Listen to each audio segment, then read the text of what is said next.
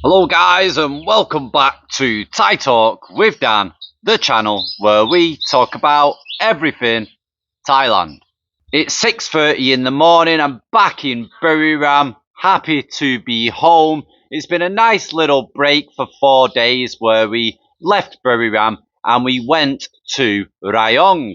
So, in today's video, I'm going to just let you know a little bit about why we chose Rayong over a place like Pattaya or Jomtien that was only a 40-minute drive from where we went to, what it was like in Rayong. And we actually went for a little trip over to Jomtien because I wanted to see what it was like, because apparently around about 50,000 tourists have been flooding in to Thailand almost daily. So I wanted to see how busy it was and if it was really true, if the whole place of Jomtien and Pattaya has actually been flooded by Indians. So I wanted to check it out for myself just to see what it was like, because it's been a while since the last time I was down there. So it's going to be an interesting one. Let's roll the intro, guys, and let's get on with today's video.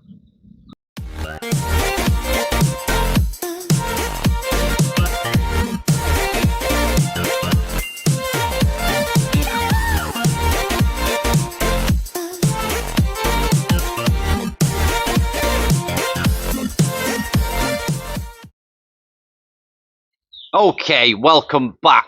So we set off from Buriram to Rayong. It took around about 7 hours to drive there, quite a long drive. We got there late afternoon, around about 5 o'clock. We checked in. They seemed a little bit miserable, the staff. The hotel was a very big hotel, but they were very quiet. But it all looked very nice and clean, looked good. So we was happy. We just wasn't happy with the staff. They just seemed a bit miserable. But I think that was down to having no guests. Now, we had a lot of luggage because there was me, my wife, my 15-month-old son, and her son that's 9-year-old. So we had a few suitcases and a lot of stuff, but nobody offered to help. There was 3 people behind reception, all literally doing nothing because they had no guests. And normally, guys, like when I've been to hotels, when you've had a lot of luggage, someone normally offers to help. So I knew that was a bad sign, but anyway, who cares? We're on holiday, try not to be negative. So we struggled with our stuff. We had to go up to the 4th floor, and then we went to our room. We went in. We was very, very happy with the room. I'll put it on screen now so you can see what it looked like. So once we got in the room and we sorted all our stuff out, I went to go and check the TV because I thought if this, sorry, let me rewind. I had a look at, like, they have menus and stuff, don't they, like laid out for you, like food menus and stuff. So I went on and I had a look and I seen one for the TV, and the TV showing a children's channel on channel 41 or something like that. And I thought that'll be great for night time, so it'll keep the kids quiet. They can watch a bit of TV. Well, daddy and mummy have a bit of daddy and mummy time. So I turned the TV on. The picture was so bad. So I thought, oh great, the TV doesn't work. I went through all the channels, doesn't work. So I said to the wife, when we go downstairs to the swimming pool, we need to speak to reception and see if they can either fix the aerial or if we can actually move rooms. I know it's a bit of a pain. We've got a lot of luggage, but let's pack everything up and let's move to a different room, because the TV will come in very, very handy at night time for the kids. It'll keep them busy and entertained. So we sorted our stuff out and then we went downstairs to go to the swimming pool and to go and check out the private beach. But before we did that, we went to reception. We spoke to the guy behind reception. There were still 3 of them behind there, literally doing nothing, all looking a bit miserable. And basically said, the TV's not working, we need it for the children for night time. Is there any chance you can send somebody up to fix the aerial? Or if that's too much of a hassle, or you've got nobody to do it, then we're happy to move rooms because we really need the TV for the kids at night. They told us that the company that they use, TrueMove, it's not strong enough, the connection, the internet connection, because it runs through the internet. and none of the TVs are working properly throughout the hotel, and it's a problem and it needs to get fixed, but it's not going to get fixed right now. So there was nothing we could do about it. We had to accept it. Bit of a disappointment because we didn't bring any laptops or iPads or anything. So I thought, right, we're just going to have to entertain the children at night. So we left reception. We proceeded out. The swimming pool, I'll put everything on screen, guys, as I'm talking. The swimming pool was big. It was very nice. I had a lot of leaves that had fallen down from the tree. It seemed to happen that every day, but in the morning they do clean it out. So we checked out the swimming pool. Kids were very happy. And then a little bit of a walk further down, and we had a big private beach, which was awesome. We were the only guests in the hotel at the time. So literally we had the hotel to ourselves, the swimming pool to ourselves, and the private beach to ourselves as well, which was really, really good. So we went down to the beach, checked it out. The sea was clean. The beach was nice and clean.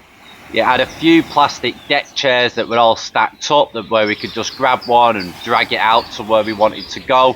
It had some trees for a bit of shade, so if you wanted to sit out of direct sunlight, you could go under the trees. So yeah, the bit of a downer about the TV for the kids, but it doesn't matter. We've got a nice swimming pool. We've got a nice private beach. Right, and then here comes another problem. I was very, very hungry. I've been driving 7 hours, not really eating much on the way, just coffees to keep me awake. So the restaurant looked absolutely dead, like it was closed, but we managed to see a staff member. So we asked for the menu. He brought over the menu. I had a look at it, and it was all very, very basic Thai food for like 3 times the normal price of Thai food. And the yummiest thing on the menu was like an omelette. It was that bad. And the omelette was 220 baht. So I thought, oh, forget this. We're going to have to go out to get food. Nothing looks yummy. And I'm not paying 220 baht for an omelette. You know, what are they made from? Golden eggs. So I just thought that was a bit ridiculous. So we went out and we found a restaurant called Purple Parrot that had been recommended to me from a subscriber that I met in Buriram a few days ago, Senny Ans. That's his YouTube name. And I went to this Purple Parrot, and it was a very small place, like on the corner of the big road. And we sat down, and they all seemed friendly, it looked clean, it was just small. And I was that hungry, I ordered gammon, eggs, and chips. And I ordered a burger as well. They only had one burger, which was like the special Purple Parrot burger. The food come within about 10 minutes, and wow, I was surprised. The gammon and eggs looked absolutely great, and it was a big, massive plate with a big portion, and it was only around about 200 baht. And then when the burger come, I was gobsmacked. Because the burger come in a really nice toasted bun. It had 2 beef pates, and it had proper, real, streaky bacon that had been cooked to perfection on the burger. I opened it up, I looked at it, and I thought, wow. And that was 195 baht for the burger.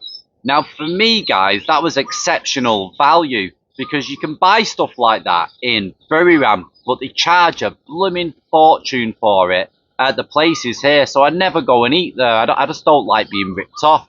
So I was very happy with this place, and the food was incredible. So I do recommend that if anybody goes to Rayong, go to the Purple Parrot. I think it's ranked #1 on TripAdvisor for restaurants there. It is very, very good and very good value for money. So everybody else enjoyed the food as well, guys, and we was full, and we decided to go back to the hotel because it was getting late. We got some sleep, woke up the next day, went out to the swimming pool, went and checked the private beach out, and everything was going great. We had a drive around Rayong to check out the other beaches. There's a lot of different little beaches around, and Yeah, it was good. Everybody seemed happy. The foreigners that were there tend to be the workers that work in the big factories and stuff. There's a lot of it's like an industrial place, Rayong, and there's a lot of foreign workers that are around there. But they all seem decent, normal types of people. No one loud, no one drunk, no one crazy. Everybody very very chill. So very nice to drive around, check out the other beaches where they've got a lot of street food. They've got restaurants on the beach, and it was nice.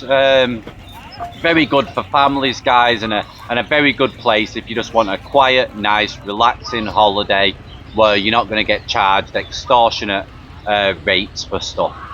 So we decided the next day to go to Jomtien, right? Which was a stupid idea, but I wanted to go and check it out because apparently 50,000 people on average are coming now to Thailand, and I just wanted to see if all the shops were back open and how busy it was on the streets and the beaches, etc. And if it's true that it's been flooded with Indians and stuff, where they are the main tourists now that are coming here because everybody else is struggling to come to Thailand because of the cost of living back home.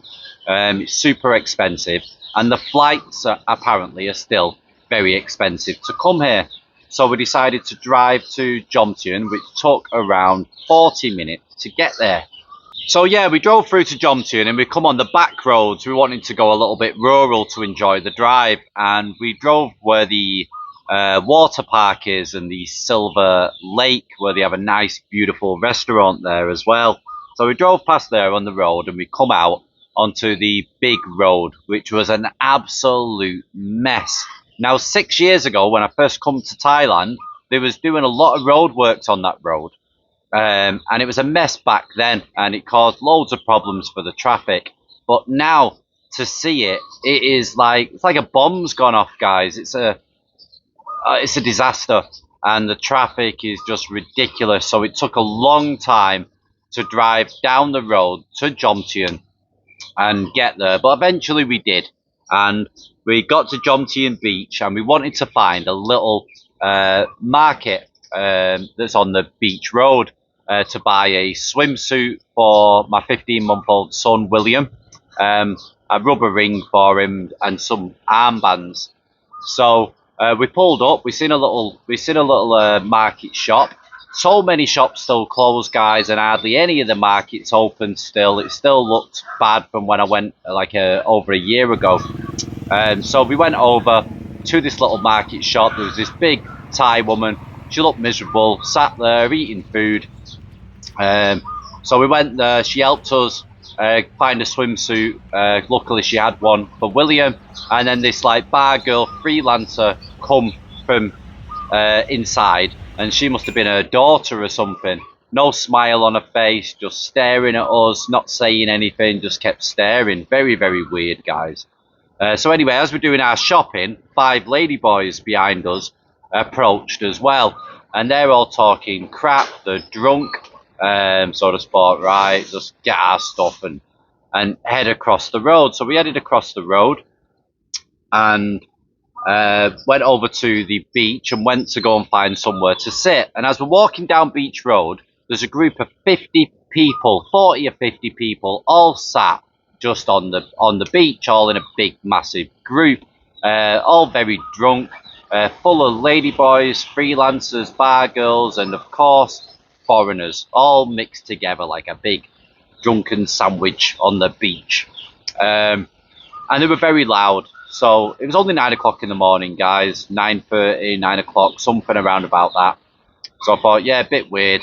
But the wife said there must have been a party on or something last night for them to all still be here. So we walked down Beach Road and tried to go a little bit of a distance away from them because they were very noisy. We got about 500 meters and decided to sit down.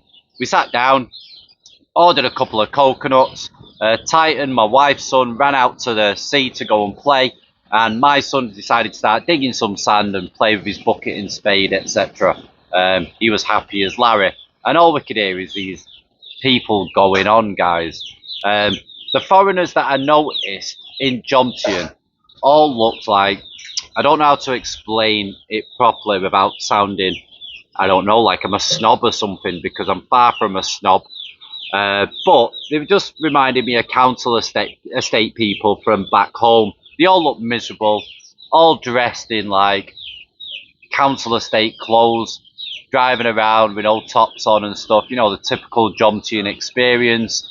Everybody just looks super rough and super miserable when I was there, and I was just looking at people. It just seemed like a whole different world compared to Rayong, which is only 40 minutes away drive, and back here in Buriram. You can really tell the difference in regards to the class of people, and just the, what do you call it? Not the ambience. I think you know what I'm talking about, guys. I haven't got the words. 6:30 in the morning, but yeah, just not that great, guys. The feeling, you know. So anyway, we didn't stay for long, an hour and a half, and then we decided to get off and go to Wong beach, where it's more of a family beach and it's a bit more chilled and it's less crazy. And I know there's more nicer type of people there. So that's what we decided to do. So we got in the car and went straight over to Wong beach. So I don't know if you've ever been to Wong beach, but it's a small beach. They've got plenty of like street food on the beach and stuff. And it's a nice little family beach, so it's very chill. The wife ordered some crab and some oysters. I had a somtam and just I think a pad krapao with an egg, kai dao, and just chilled there.